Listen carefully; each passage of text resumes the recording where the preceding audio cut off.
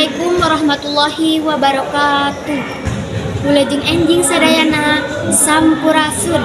Bapa muha ibu hadirin sadayana hormaten simkuring langkung pipayun. Sumangga urang sanggakeun puji sinareng syukur ka Gusti Anu Maha Suci.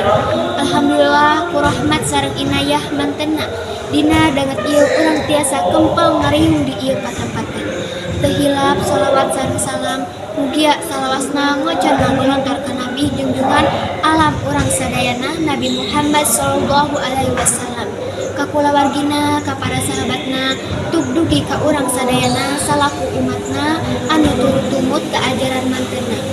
Hatur sewu nuhun ka panata acara anu tos maparin waktos kasimkuring kanggo ngadugikeun ieu diantara. Hatur sewu nuhun kali hadirin sadayana anu tos kersa nurumpaheun sumping ngaluuhan ieu acara. Pamugi ieu silaturahmi nyandak barokah sareng aya tina ridho Allah Subhanahu wa taala. Amin ya rabbal alamin. Bapak Kepala Sekolah hormatin simkuring, Bapak muha Ibu guru hormatin simkuring, Bapak muha Ibu administrasi sekolah hormatin simkuring, sinareng rerencangan anu simkuring dipikacinta.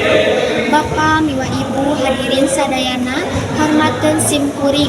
Simkuring Riana Nur Syifa Ajaran bade ngadugikeun diantara ngeunaan ngahormat ka kolot sareng ka guru. Hadirin anu dipika hormat, kolot sareng guru teh dua sosok anu penting di kahirupan urang. Kolot mangrupakeun pangajar kahiji di kahirupan urang. Guru mangrupakeun anu nuntun ka urang anu jalan anu caang. Hormat ka kolot sareng guru teh lain ngan saukur tinu amanat agama, tapi oge tinu adat istiadat urang khususna ti Sunda. Tapi kanyataan anu kasaksiana cukup prihatin. Ayeuna anu loba poho kana ngahormat ka kolot sareng guru. Contohna loba anu teu ngadangukeun nasihat ti guru sareng ti kolot.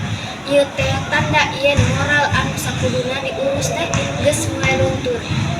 Pikeun mungkulan ieu urang sadayana kedah mimitian leuwih ngahormat ka kolot sareng guru atanapi barudak tiasa diajar ti leuletik ngeunaan ngahormat ka kolot sareng guru.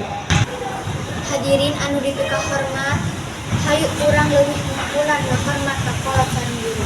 Kedah emut ridho Allah dina aya ridho kolot, ridho urang ngajalankeun atanapi neangan ilmu aya dina urang ngahormat ka guru. Bapak muha Ibu hadirin sadayana hormatin simkuring, pamungkas carita amit mundur amit mungkur, hapunten anu kasukul hatur nuhun. Wassalamualaikum warahmatullahi wabarakatuh.